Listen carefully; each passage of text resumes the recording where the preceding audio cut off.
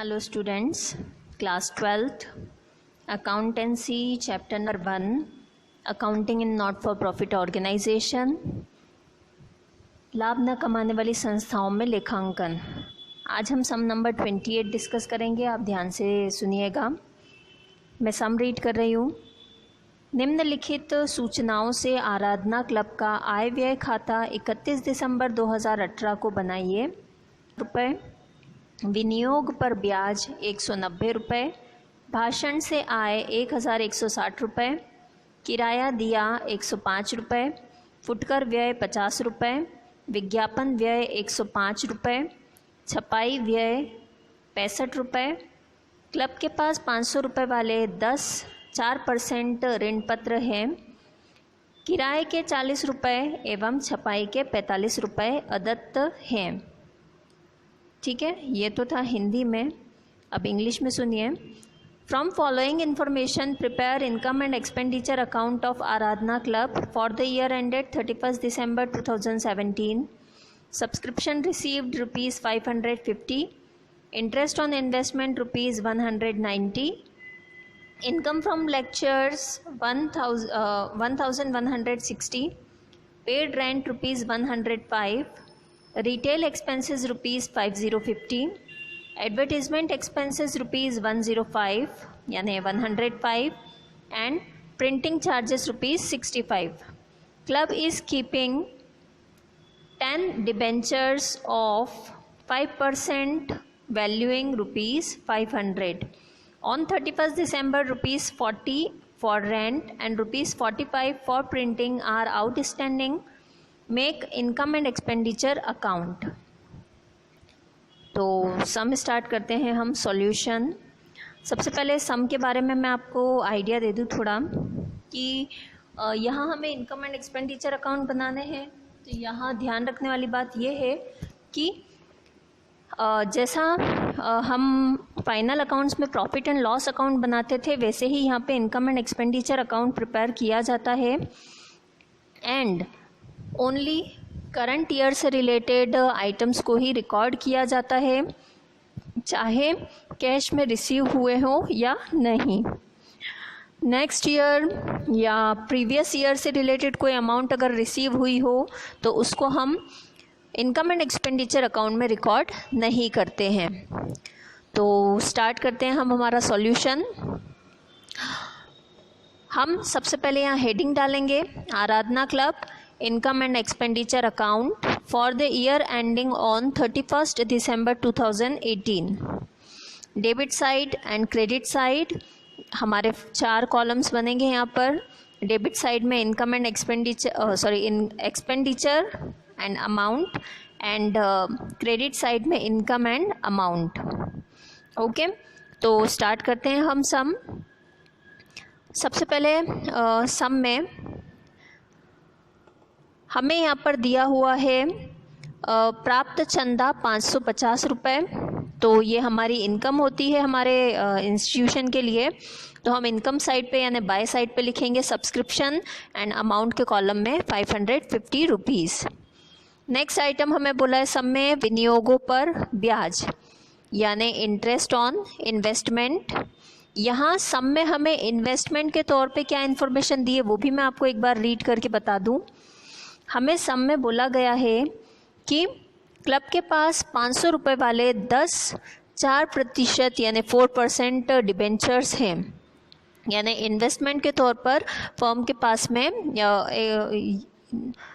Organisation के पास में debentures हैं 4% डिबेंचर्स। ओके, तो हमें इसके लिए थोड़ा सा कैलकुलेशन यानी वर्किंग नोट बनाना होगा।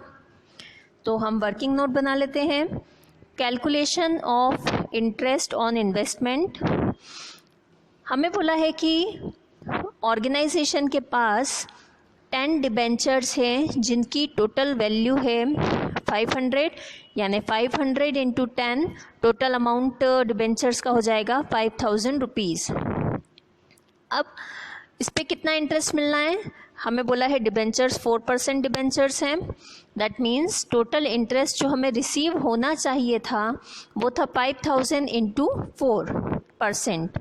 तो 5000 का अगर आप 4% निकालेंगे तो आएगा अमाउंट 200. ओके, एंड यहाँ सब में हमें क्या बोल रहे हैं कि इंटरेस्ट कितना रिसीव हो रहा है हमें. Interest on investment received is 190, है ना, यानी 200 रुपये रिसीव होना चाहिए थे इंटरेस्ट के हमें, और हमें रिसीव हो रहे हैं 190 रुपीज़. दैट मीन्स हमें अभी कितना अमाउंट रिसीव नहीं हुआ है, 10 रुपीज़. तो ये 10 रुपीज़ हो जाएगा हमारे लिए आउटस्टैंडिंग इंटरेस्ट. ओके, तो इंटरेस्ट ऑन इन्वेस्टमेंट ये भी हमारे इनकम होती है ऑर्गेनाइजेशन की. तो हम इनकम साइड पे लिखेंगे bye interest on investment. Inner column में लिखेंगे 190 रुपीज़ और इसमें ऐड करेंगे आउटस्टैंडिंग इंटरेस्ट यानी 10 रुपीज़. तो 190 में हम 10 प्लस करेंगे तो हमारे अमाउंट के कॉलम में आ जाएगा total 200 rupees. As I told you that current year से रिलेटेड अमाउंट है, चाहे वो कैश फॉर्म में रिसीव हुआ हो या नहीं, हम उसकी रिकॉर्डिंग करेंगे. तो इंटरेस्ट ऑन इन्वेस्टमेंट हमें टोटल 200 रुपीज़ मिलना चाहिए था, तो हम टोटल 200 रुपीज़ को ही क्रेडिट करेंगे. ओके, नेक्स्ट इन्फॉर्मेशन हमें दी है भाषण से आय यानी इनकम फ्रॉम लेक्चर. तो by income from lecture 1160 rupees, ये भी हमारा इनकम साइड पे आ जाएगा. आगे हमें बोला है किराया दिया 105 रुपीज़ यानी रेंट. साथ में हमें सम में लास्ट में इंफॉर्मेशन दी थी किराए के 40 रुपये और छपाई के 45 रुपये अदत्त है, यानी outstanding rent and outstanding printing charges दिए हुए हैं. तो ये आउटस्टैंडिंग ऐड करेंगे हम. एक्सपेंडिचर साइड में to rent 105 rupees inner column में लिखेंगे और इसमें हम ऐड करेंगे आउटस्टैंडिंग रेंट ₹40. तो 105 में 40 रुपीज़ ऐड करेंगे तो टोटल अमाउंट हो जाएगा हमारा 145 रुपीज़. नेक्स्ट हमें इंफॉर्मेशन दी है फुटकर व्यय 50 रुपये यानी पेटी एक्सपेंसेस. तो टू पेटी एक्सपेंसेस 50 रुपीज़ एक्सपेंडिचर साइड में. आगे विज्ञापन व्यय दिए हैं हमें 105 रुपीज़, तो एक्सपेंडिचर साइड में ही to advertisement account 105 rupees. Next हमें छपाई व्यय बोला है 65 रुपये यानी प्रिंटिंग चार्जेस. एक्सपेंडिचर साइड पे हम लिखेंगे बाय प्रिंटिंग चार्जेस. इसके बारे में भी हमें आउटस्टैंडिंग प्रिंटिंग चार्जेस 45 रुपीज़ बताया हुआ है. तो इनर कॉलम में हम अमाउंट लिखेंगे 65 और इसमें ऐड कर देंगे outstanding printing charges that is 45 rupees. तो 65 प्लस 45 हो जाएगा हमारा 110 रुपीज़. ओके, इसके अलावा एक बार हम चेक कर लेते हैं कोई ऐसी इन्फॉर्मेशन है जो रिकॉर्डिंग से रह गई हो. डिबेंचर पे इंटरेस्ट वो भी हम कर चुके हैं, यानी सारी इन्फॉर्मेशन हमारी कंप्लीट हो गई है. Now we have to total both sides and find out the difference. तो हमारा यहाँ पे आप देख सकते हैं दोनों साइड का टोटल करके क्रेडिट साइड का टोटल ज़्यादा आ रहा है हमारा 1910 रुपीज़. ओके, 1910 रुपीज़ में से हम डेबिट साइड के टोटल को माइनस करेंगे एंड माइनस करने पे हमारा जो डिफरेंस का अमाउंट आ रहा है वो है 1500 रुपीज़. ओके, तो एक्सपेंडिचर साइड में हम लिखेंगे to excess of income over expenditure and 1500 rupees हमारा डिफरेंस लिखकर दोनों साइड का टोटल इक्वल कर देंगे. ओके, तो ये था हमारा सम नंबर 28. होप सो आपको समझ में आया होगा.